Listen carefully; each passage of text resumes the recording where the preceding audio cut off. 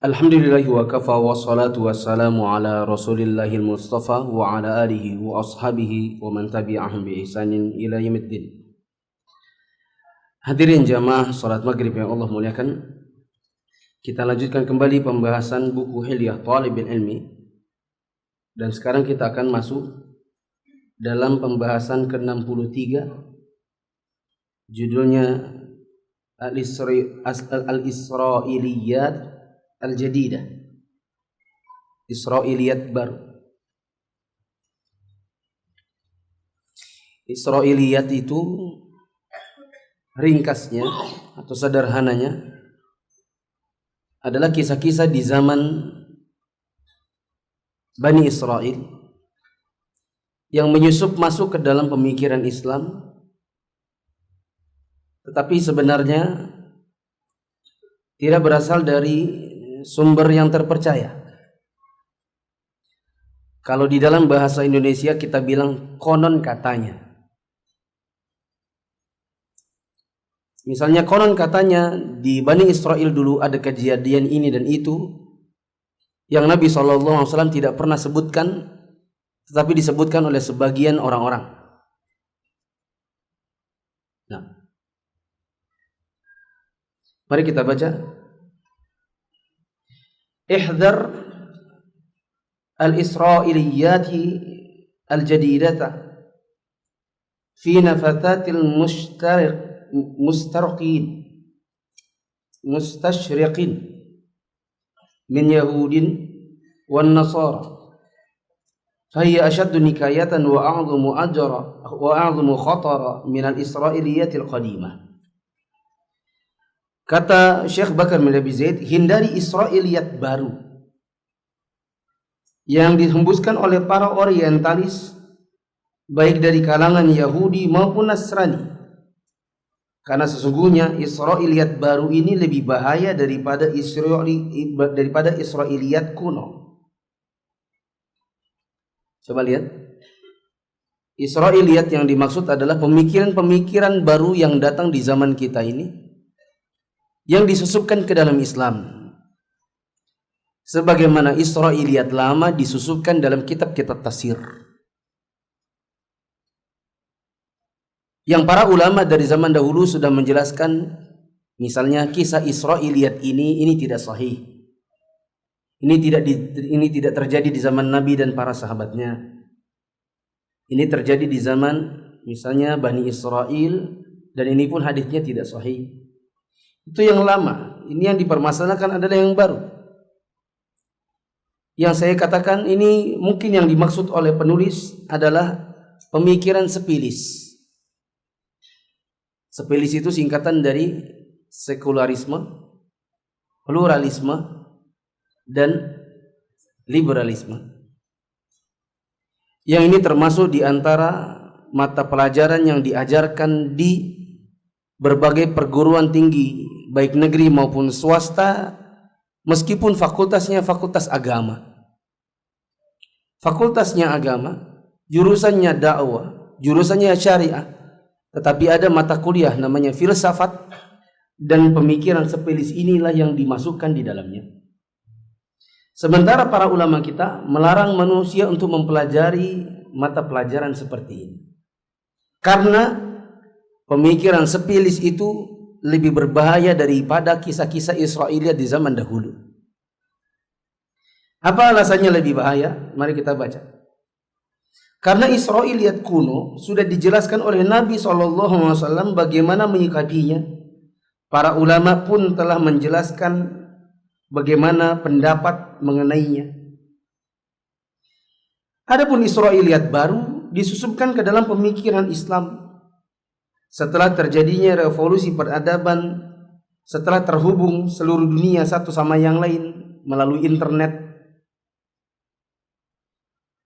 melalui handphone, dan terhentinya ekspansi Islam, sehingga yang namanya Israiliyat baru ini merupakan keburukan tulen dan bencana yang tumpah ruah. Mulai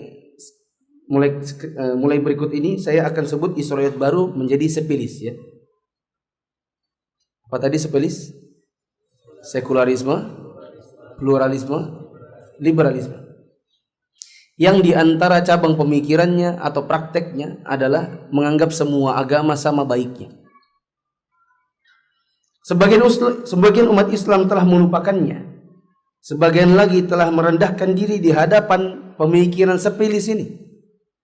Berhati-hatilah, jangan sampai kita masuk ke dalam pemikiran-pemikiran seperti ini. Semoga Allah melindungi kaum muslimin dari kejahatannya. Nah, sudah, perhatikan.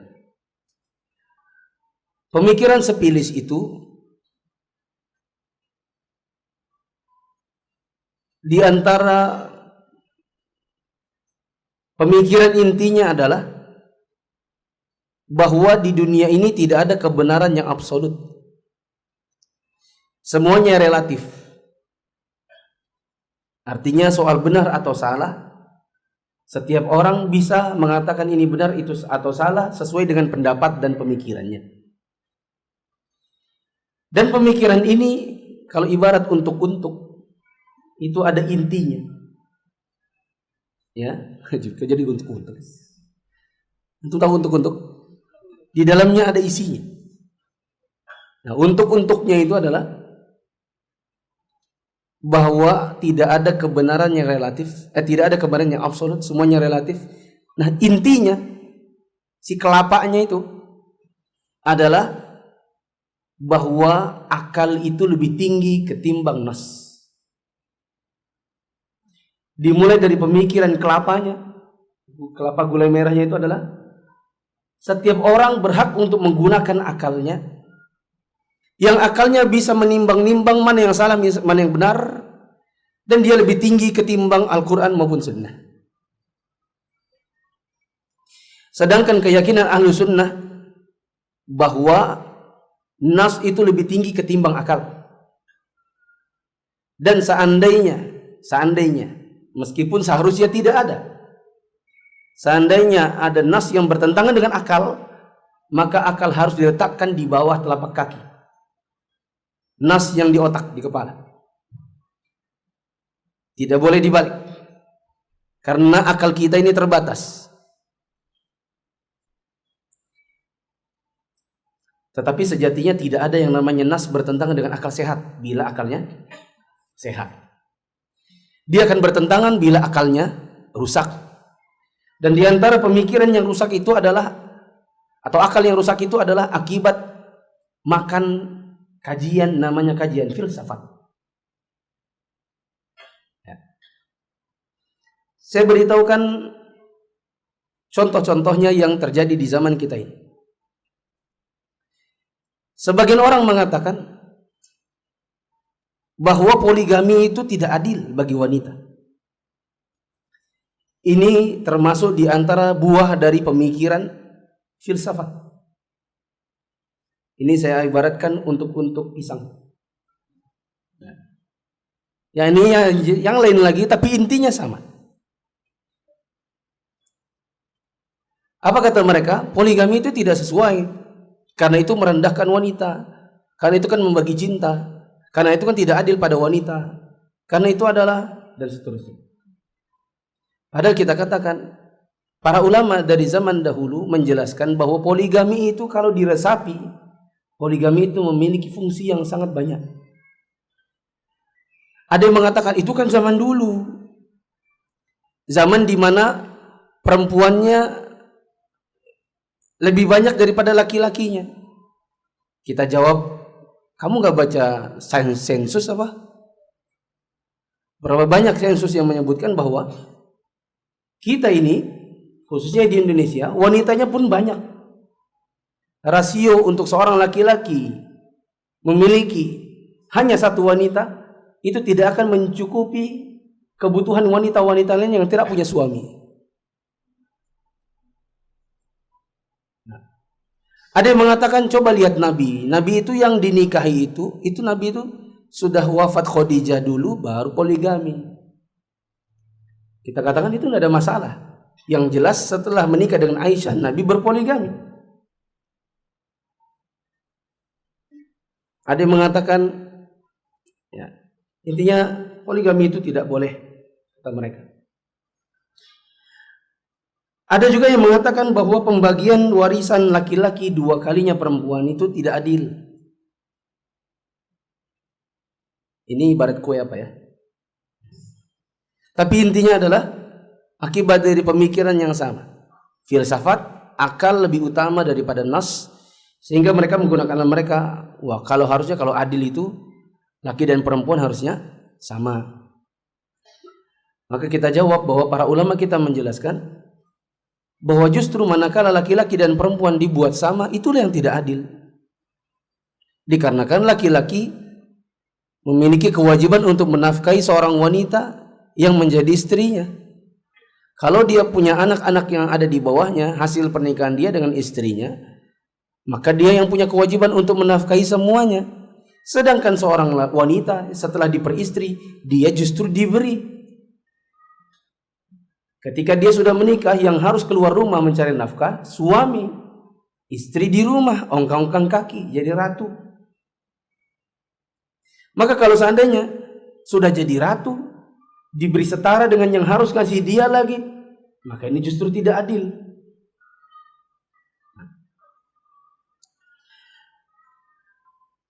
Di antara buah pemikiran sepilis yang paling berbahaya adalah menganggap semua agama sama baiknya. Dan kita lihat di prakteknya di zaman ini, ada sebagian orang-orang pakai jilbab tapi paduan suara di gereja. Pernah lihat? Bahkan saya pernah dengar sekilas ada yang memposting di Facebook, lewat di beranda saya lihat ada solawat tapi nadanya Malam Kudus, tapi lafaznya apa? Solawat, dan itu dinyanyikan di gereja. Ada lagi sebagian orang yang mengatakan laki-lakinya kafir, perempuannya muslimah boleh nikah, sementara dalam agama kita tidak diharamkan. Bila terjadi maka statusnya zina. Mereka katakan itu tidak mengapa, karena toh semua agama sama baiknya. Semua mengajarkan kebaikan dan semuanya ingin masuk ke dalam surga. Nah, kalau sudah seperti ini, maka ini levelnya level murtad. Bila ada yang mengatakan tanpa paksaan, tanpa syubhat, dan ini takfir mujmal ya, bukan takfir muayyan. Saya sudah pernah jelaskan kan, beda mujmal dengan muayyan. Hanya takfir mujmal secara global. Saya katakan siapa yang menganggap Islam dan agama yang lain semua sama, maka dia murtad dari Islam. Hanya saja kalau nanti ketemu dengan orangnya, ini perlu tabayyun, apalagi tatabbut, terus yang ketiga apa? Iqamatul hujjah.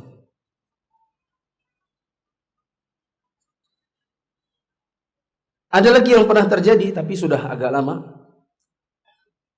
yaitu di salah satu perguruan tinggi negeri agama di Indonesia. Ketika ospek, di gerbang kampus dipasang spanduk, selamat datang di area bebas Tuhan, di Jogja. Di angkatan saya waktu kuliah dulu, selamat datang di area bebas Tuhan. Dan kalau sudah masuk, maka harus berteriak yel-yel anjingku akbar. Dan kalau sudah seperti ini, maka tidak ragu lagi bahwa orang yang melakukannya dan memaksakannya dengan sukarela, maka dia keluar dari Islam. Statusnya kafir, murtad dari Islam. Apalagi kalau sudah jelas niatnya adalah untuk melecehkan Allah. Mereka bilang anjingku akbar. Saya mungkin pernah cerita di sini, saya pernah berdebat dengan salah seorang profesor di majelis tentang poligami. Pernah cerita nggak ya? Ketika menanggapi masalah poligaminya Agim, itu sekitar tahun 2005 atau 6. Agim berpoligami, heboh, banyak ibu-ibu baper yang mulai hari ini kita tahzir. Agim, jangan ngaji sama dia lagi karena dia tidak adil pada wanita. Padahal kalau ditawarin, mau nggak jadi istri ketiga? Mau juga. Kemudian di kampus saya dibuatlah sebuah seminar tentang poligami. Salah satu pembicaranya adalah profesor dari IAIN. Dia mengatakan sebenarnya poligami itu hukumnya tidak boleh. Dalilnya adalah Ali bin Abi Thalib pernah minta izin kepada Nabi SAW untuk berpoligami dengan Juwairiyah binti saya lupa nama laki-lakinya, binti siapa? Juwairiyah binti Fulan. Dia mengatakan Nabi SAW menolak. Binti Abi Jahal.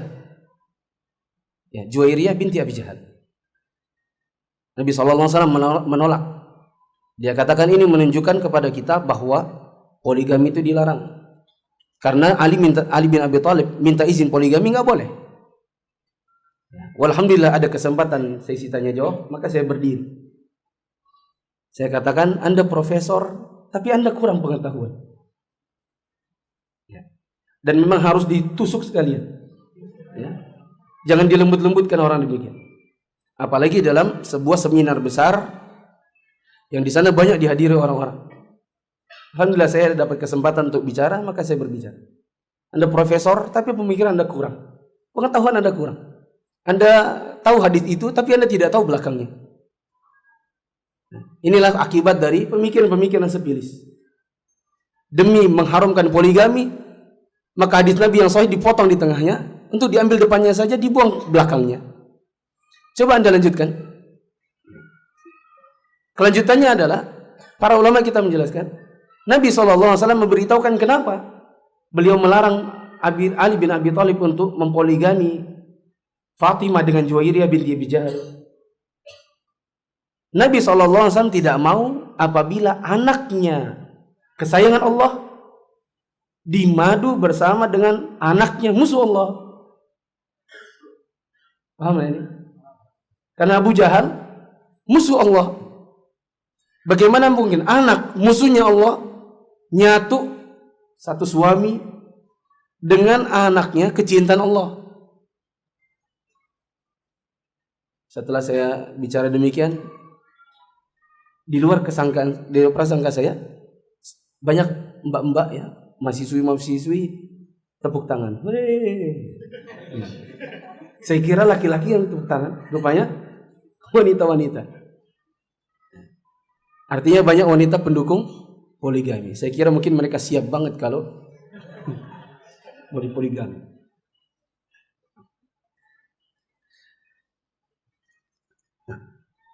Nah, jemaah yang dirahmati Allah, kalau kita di zaman hari-hari ini, kita dapati ada pemikiran sepilis baru. Cuma karena nama yang dulu sudah nggak laku, bikin yang lain. Ibaratnya apa ya?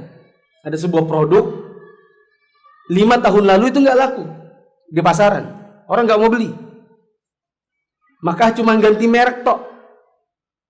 Kalau dulu namanya jaringan iblis laknat, yang mereka sebut dengan jaringan Islam liberal, padahal nggak kawin antara Islam dengan liberal, sama sekali jauh, tolak belakang, nggak ada Islam liberal.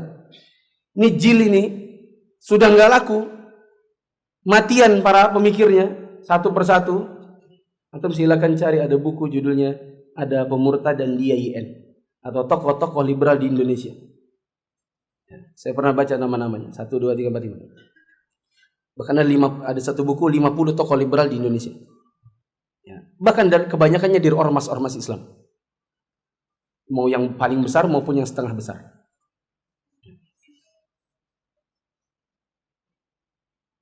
Ini nggak laku, maka ganti model baru namanya Islam Nusantara. Sudah kita bahas minggu lalu. Ini model baru, mau jualan baru, tapi insya Allah nggak akan laku. Karena pemikirannya sama. Tapi sih dia bisa laku kalau di ormas. Karena pencetusnya ketua ormas. Tinggal daurah saja ke cabang-cabang, bikin daurah sana daurah sini, tularkan pemikiran itu, nanti akan ada banyak yang mau ikut. Tapi kalau di kalangan orang-orang yang berakidah Ahlussunnah itu nggak laku. Maka saya katakan memang dai Ahlussunnah di zaman-zaman ini atau di hari-hari ini harus rajin nulis tentang Islam Nusantara. Bagaimana kesesatan dan penyimpangannya.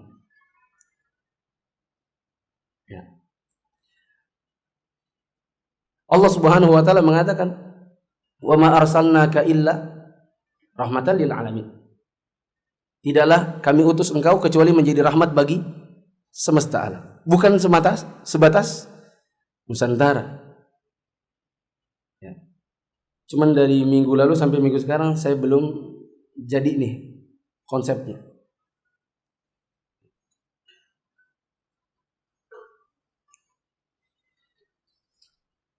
Untuk para pemuda, mungkin saya katakan tadi, mungkin jualan Islam Nusantara sudah kita bahas di minggu yang lalu, dan mungkin kalau di kita nggak laku. Untuk di kalangan pemuda ada model yang lainnya yang laku. Hah? Apa? Yaitu pendekatan dakwah dengan metodologi gaul. Tapi sejatinya sama. Karena nanti timbangan-timbangan ujungnya, inti dari untuk-untuknya itu adalah akal juga. Nanti kalau kita katakan, kenapa sih emangnya Anda nggak bisa kalau pakai peci yang baik daripada pakai kupluk ala gaul untuk sholat? Coba antum bayangkan saya ngisi khutbah, saya pakai kupluk gitu ya, pakai jaket jeans, halal kah? Haram kah? Enggak sih. Pakai jaket jeans, pakai sarung tangan satunya enggak, ada gelang-gelang di tangan saya, kemudian celananya jeans, sepatu, nggak pakai sepatu sih, ya. Pokoknya keren lah, dengan tas pinggang gitu, ada gantungan kunci mobil, kelentong-kelentong di ya. Terus saya khutbah, ya. Yang pertama itu alay, itu nggak gaul. Yang kedua sebenarnya khawarimul muru'ah, merendahkan harkat martabat diri sendiri. Karena di mata anak-anak alay Anda gaul, di mata orang-orang berilmu Anda hancur, Anda gak layak jadi dai. Lalu lahirlah pemikiran-pemikiran di zaman ini, sesuatu yang gak pernah disebutkan oleh para ulama dari zaman dahulu, adalah istilah Allah itu keren, adalah istilah Allah itu so sweet banget, ngejapri Allah. Bahkan belakangan jadi Aisyah cewek gaul. Ibunda kita adalah seorang traveler. Ini pemikiran datang dari mana? Jawabannya balik ke intinya, akal yang dia mainkan. Maka saya katakan di zaman ini banyak di antara pemuda-pemuda yang ikut. Pencetusnya datang ke Balikpapan ngikut. Kayaknya banyak dari antum ikut juga tuh. Aku aja. Dan yang seperti ini sejatinya nanti kalau dibiarkan lama-lama bentuknya pelecehan syariat.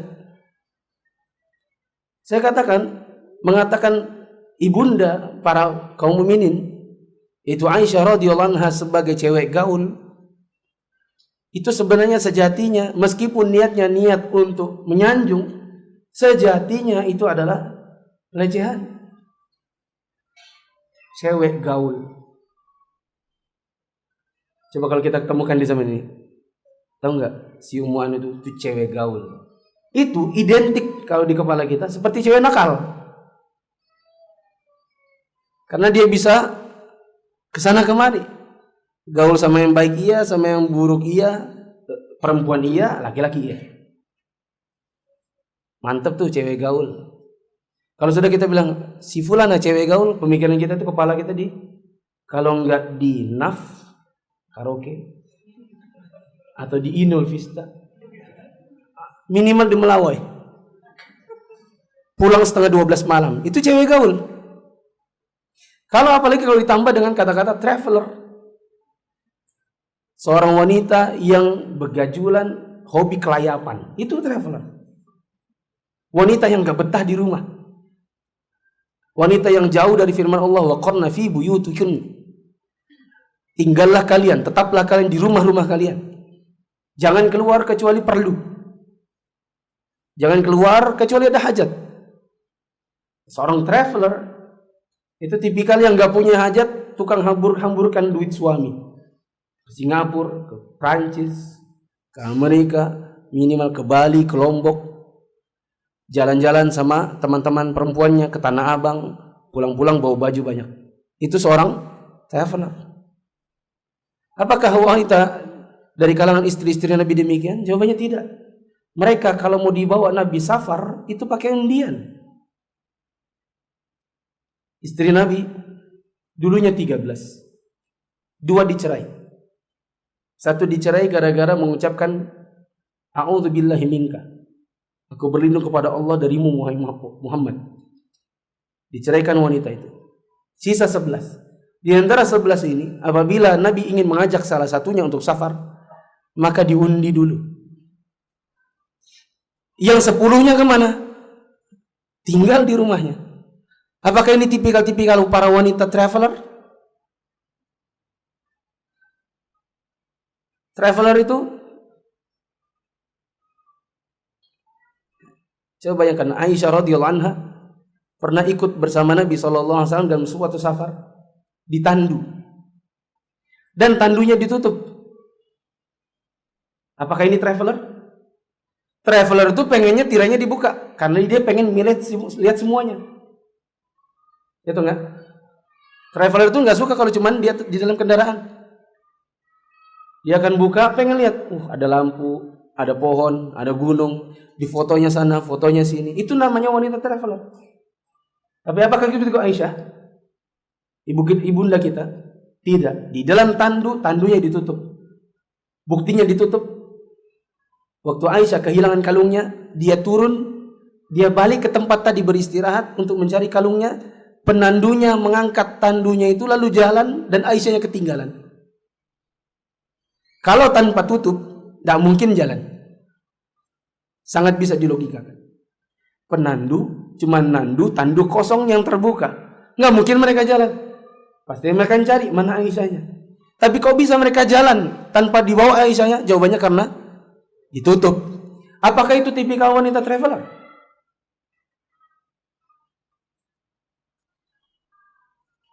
Ini bapak-bapak yang gak punya Facebook dan Instagram mungkin gak paham apa yang saya maksud. Tapi saya jelaskan, ada dai terkenal, follower Instagramnya jutaan, diikuti oleh anak-anak alay yang menyenangi kajian-kajian demikian, dan saya kemarin dikirimi videonya. Sebenarnya saya belum pernah nonton videonya kecuali setelah ada yang mengirimkan. Saya dikirimkan lewat Japri, saya kira apaan isinya. Setelah saya buka, banyak hal-hal menjijikkan di sana. Menyebut Nabi Musa sebagai premannya para nabi, Aisyah radhiyallahu anha sebagai wanita sebagai cewek gaul, traveler.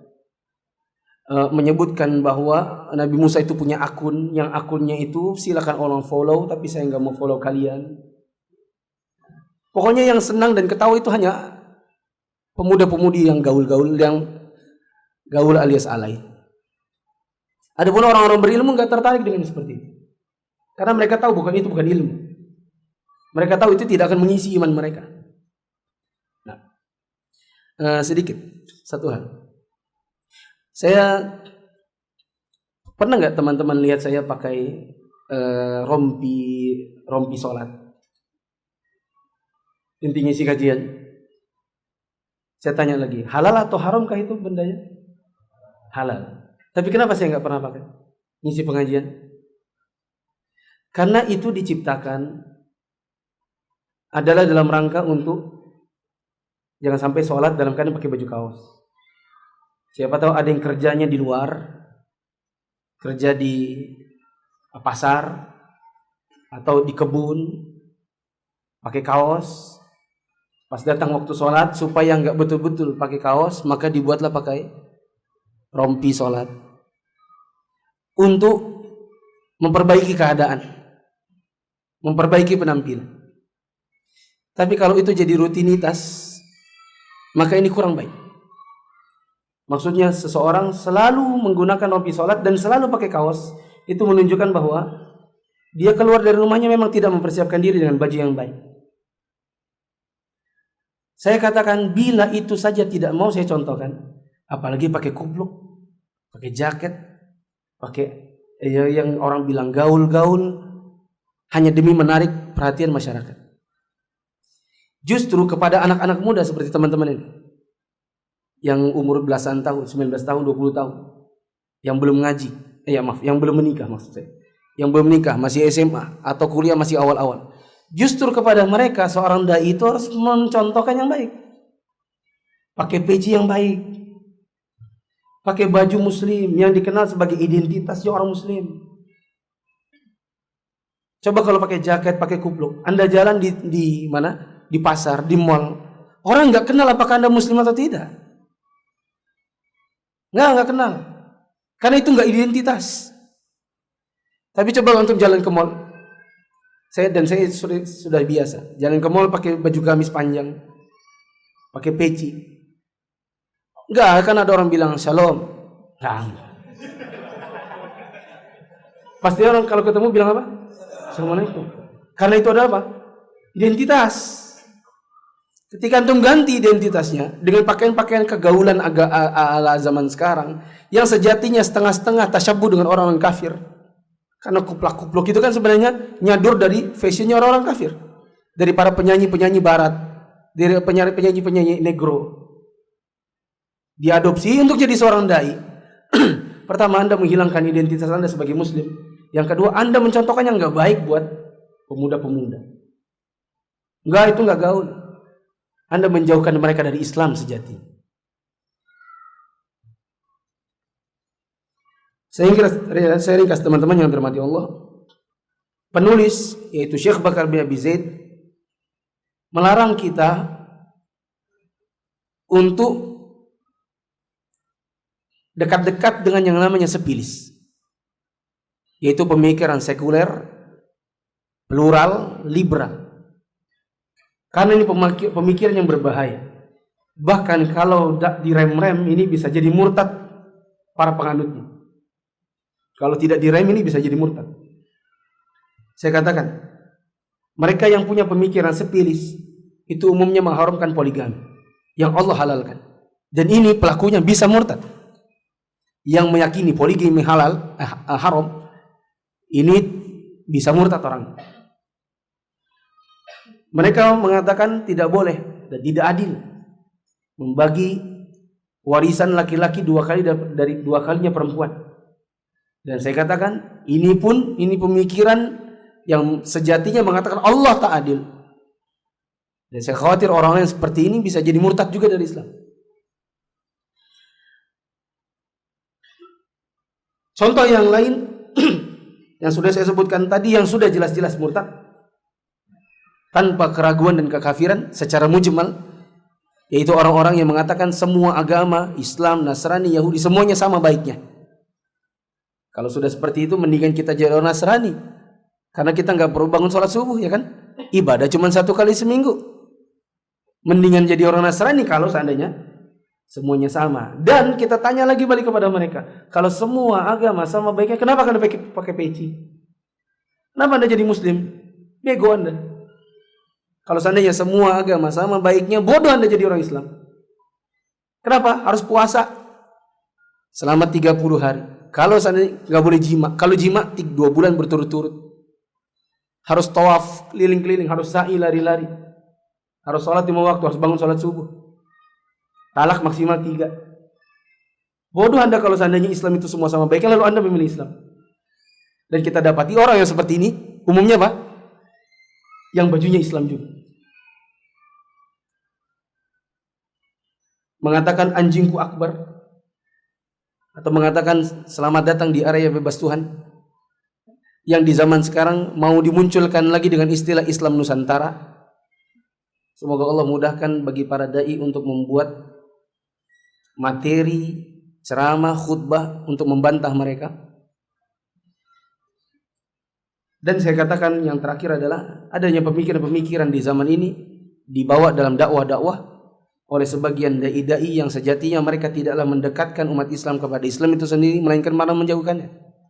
Dengan pemikiran baru, misalnya dakwah gaul, dengan mengganti baju-baju yang selama ini dipakai oleh para dai, diganti menjadi baju-baju gaul, menggunakan istilah-istilah gaul supaya mendekatkan masyarakat kepada dirinya, sehingga nanti bermunculan istilah-istilah yang sejatinya merendahkan Islam itu sendiri. mengatakan ibundanya para kaum mukminin sebagai cewek gaul, sebagai traveler, Nabi Musa sebagai premannya Nabi, premannya para nabi, dan hal-hal yang lain yang semua ini adalah sesuatu yang sejatinya tidak sejalan dengan Islam itu sendiri. Wallahu a'lam bishawab.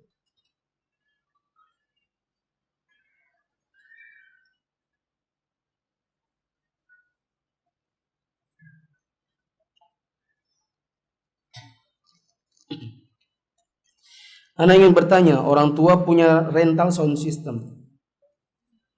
Kadangkala pada hari Ahad Ana diminta untuk bantu di acara pernikahan karena elektron dan sound system orang tua Ana disewa. Pertanyaannya, apakah Ana berdosa jika Ana ikut membantu orang tua? Jawabannya iya. Karena itu membantu kemungkaran. Membantu kemungkaran. Jika Ana menolak ajakan itu, apakah termasuk durhaka? Enggak durhaka. Karena Allah Subhanahu wa taala dan Rasulnya melarang kita untuk mentaati perintah makhluk pada hal yang sifatnya maksiat. Nabi SAW mengatakan, la ta'ata fi makhluk fi maksiatil khaliq. Tidak boleh taat kepada sesama makhluk pada perkara yang sifatnya maksiat kepada al-khaliq. Bagaimana menasihati orang tua anak Ustaz? Karena orang tua keras dan sulit dinasihati. Jawabannya, menasihati dengan ilmu. Antum sebutkan dalil-dalilnya. Bila tidak bisa, maka minimal dengan perilaku yang baik. Bantu mereka pada hal-hal yang sifatnya tidak maksiat. Jangan bermalas-malasan. Bila dipanggil orang tua, jangan tunggu, Ntar, coba sabar. Tapi langsung beranjak, apa mak? Kenapa mak? Ada apa mak? Supaya nanti waktu dia mengajak antum kepada keburukan, maka antum bilang, aku bantu mama apapun, asalkan yang sifatnya tidak maksiat.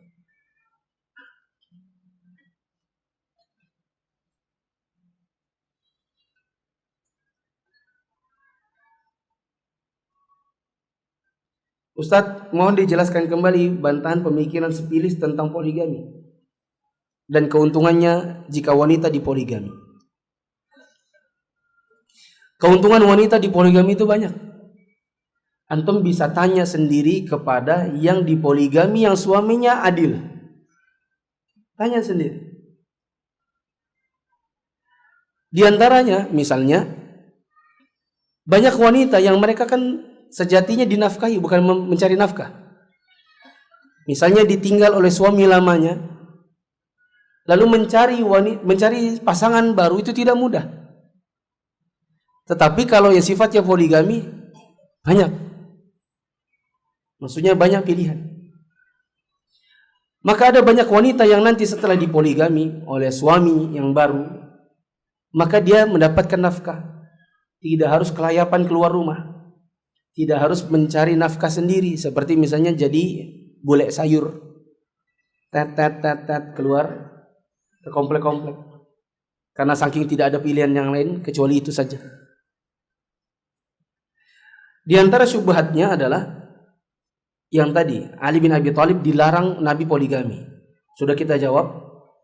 Bantahannya adalah Nabi melarang Ali dikarenakan pilihannya Ali adalah anaknya Abu Jahal, Juwairiyah. Alasan yang lain adalah itu adalah ketidakadilan kepada wanita. Kita jawab, para wanitanya justru mau. Ya atau tidak? Banyakan poligami yang istri pertama dengan istri kedua rela sama-sama berbagi dengan istri ketiga. Ya atau tidak? Halo, Assalamualaikum. Oh, antum nggak poligami ya? Ya. Yang ketiga alasannya adalah banyak kejadian wanita setelah dipoligami kasihan istri pertama. Kita jawab itu kasuistik. Meskipun ada dan terhitung banyak menurut antum tidak tahu berapa banyak poligami yang suaminya adil, yang dinikmati oleh semua istrinya. Ya. Yang keempat, kalaupun tidak adil itu oknum. Itu orangnya, si laki-lakinya, bukan Islamnya.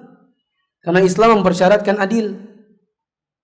Makanya Allah mengatakan kepada wanita, kepada para lelaki yang tidak bisa adil, mereka disuruh untuk satu saja. Kalau memang tidak bisa adil.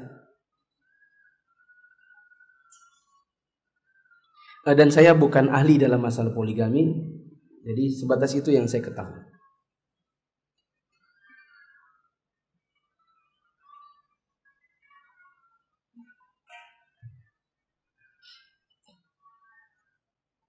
Tips bagi yang mau poligami, jadi ahli kita nih. Kalau seandainya dua, itu kebanyakannya istri pertama dengan istri kedua itu sering berkelahi, bersaing, pecah-pecahan piring. Kalau giliran malamnya untuk memberi makan buat suami, datang istri yang kedua ngasih makan juga, maka dia bisa marah. Maka kalau antum ingin poligami, cara yang terbaik adalah bukan dua, tapi tiga. Karena kalau dua bersaing, tapi kalau ketiga ada teman curhat. Ada yang tiga, yang satu ngadu, dan biasanya jadinya kakak adik.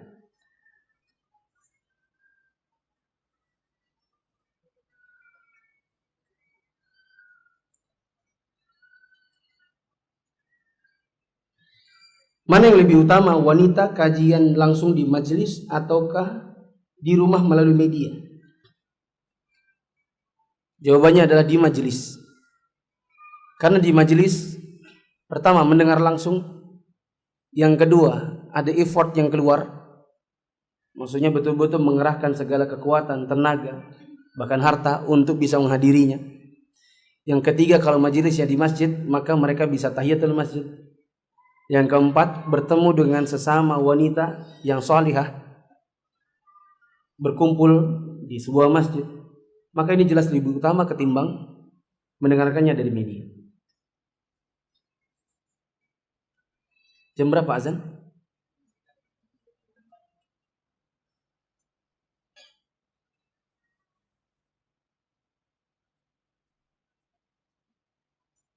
Bagaimana jika kita berada dalam satu grup WA ikhwan, kebanyakan isinya memiliki pemikiran haroki.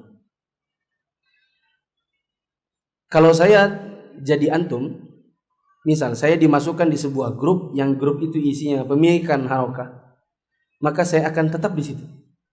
Tapi saya nggak akan baca, tapi saya akan posting yang sunnah sampai saya di remove dari grup itu.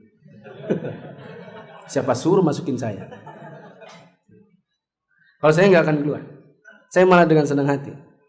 Kenapa? Kesempatan untuk menyampaikan dakwah. Tapi jangan membaca dan jangan berdebat karena buang waktu.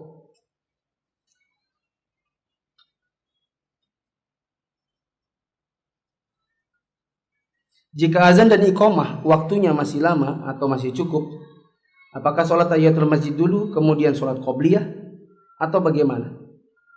Jawabannya tahiyatul masjid dulu baru qobliyah.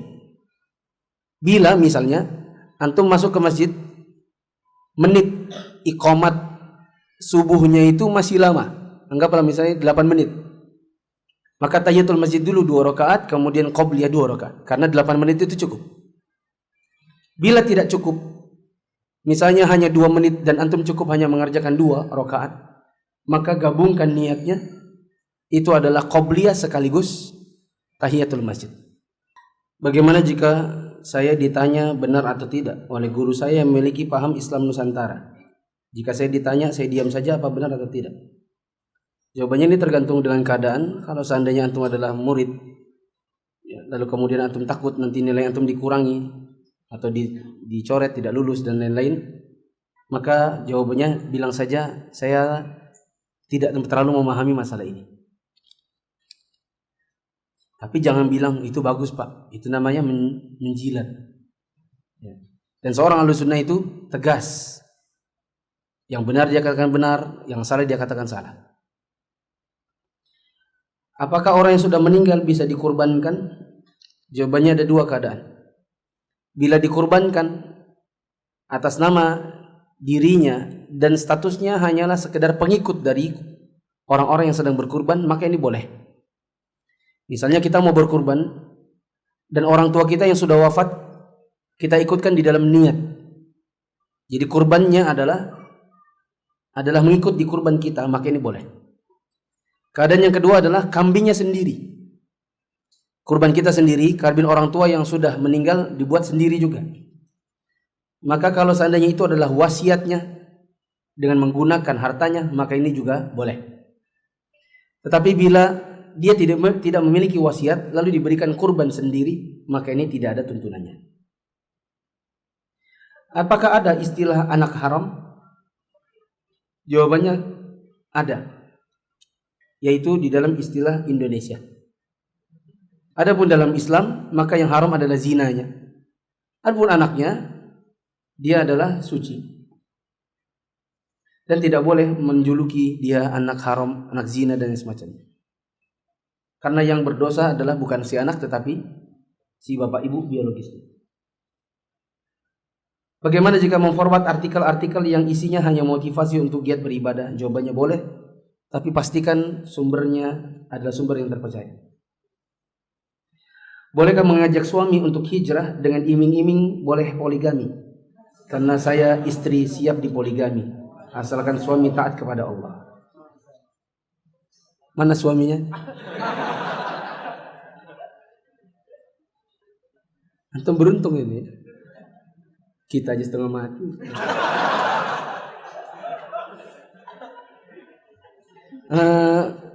Saya katakan boleh jika itu betul-betul serius siap dipoligami. Tapi kalau cuma buat botek-botek, maka ini hukumnya haram.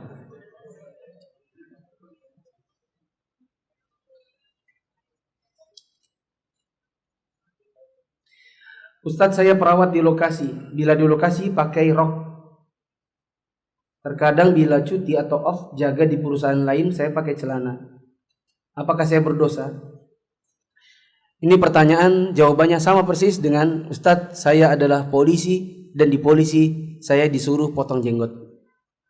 Sama. Apa itu? Pekerjaan Anda hukum asalnya halal, tapi perbuatan Anda haram. Memotong jenggot bagi seorang laki-laki hukumnya haram, dia berdosa. Seorang wanita menggunakan celana keluar dari rumahnya dan bisa dilihat oleh laki-laki yang bukan mahramnya dalam keadaan menggunakan celana, maka ini sejatinya adalah masih membuka aurat atau menutup aurat tapi tidak sempurna. Bila antum kerjakan, maka antum berdosa. Apakah berpengaruh kepada gajinya? Apakah gajinya jadi haram? Jawabannya tidak. Pekerjaan menjadi seorang perawat halal, gajinya halal, tapi perbuatan menggunakan menggunakan celana di hadapan laki-laki yang bukan mahram adalah haram. Menjadi polisi, insya Allah hukum asalnya adalah halal, tetapi memotong jenggot hukumnya haram. Bila Anda melakukannya dan kalau alasan adalah sebagai polisi, maka Anda mengerjakan yang haram, Anda tetap berdosa, tetapi gajinya halal. Nah, saya sudah sebutkan pilihan di tangan antum.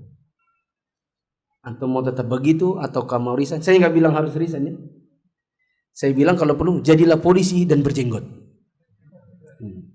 Saya pernah ngisi di Palu, AKBP-nya itu jenggotnya sepanjang ini. Saya tanya bagaimana bisa? Dia bilang saya kucing-kucingan sama Kapoldanya. Jadi kalau ada Kapolda dia lari. Dia datang kalau hari Jumat. Kalau ada apel dia nggak datang atau gimana lah, saya nggak tahu. Tapi yang jelas bisa. Ada ikhwan di Polda, kalau apel di hari Senin dia pakai lakban coklat. Jadi jenggotnya di lakban. Jadi supaya tidak kelihatan karena warna tuh lakban seperti warna kulitnya. Nanti kalau sudah selesai apel ditariknya lagi, keluar lagi jenggotnya. Mungkin diginikannya dulu kan? Diginikannya baru masukin gini baru di lakban.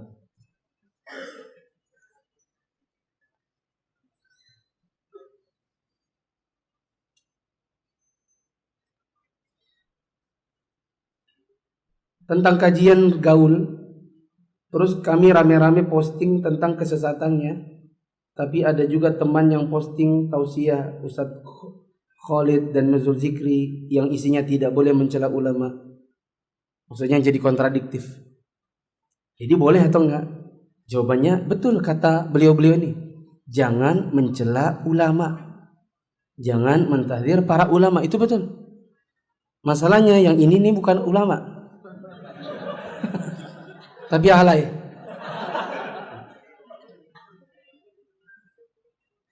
Bolehkah berhubungan biologi sama istri yang baru saja selesai haid tapi belum mandi bersih? Jawabannya haram. Dia baru boleh, istri itu baru boleh disetubuhi lagi apabila dia sudah mandi dari haidnya. Bila antum melakukan, maka antum berdosa dan tetap ada kafarat. Kafaratnya adalah 1/4 dinar bagi 2 lagi. Berapa itu? 1 dinar 4,25 gram emas. 1 dinar 4,25 gram emas. Seingat saya kalau menjima istri saat sedang haid adalah 1/4 dinar. Itu kafaratnya. Dan bila dia belum selesai dari mandi, maka setengahnya lagi. Ada pula yang berpendapat setengah dinar kalau dijima setelah selesai darah tetapi belum mandi, maka setengahnya lagi, berarti 1/4. Wallahu a'lam bishawab. Subhanakallahumma wa bihamdika asyhadu an la ilaha illa anta astaghfiruka wa atubu ilaik. Wassalamualaikum warahmatullahi wabarakatuh.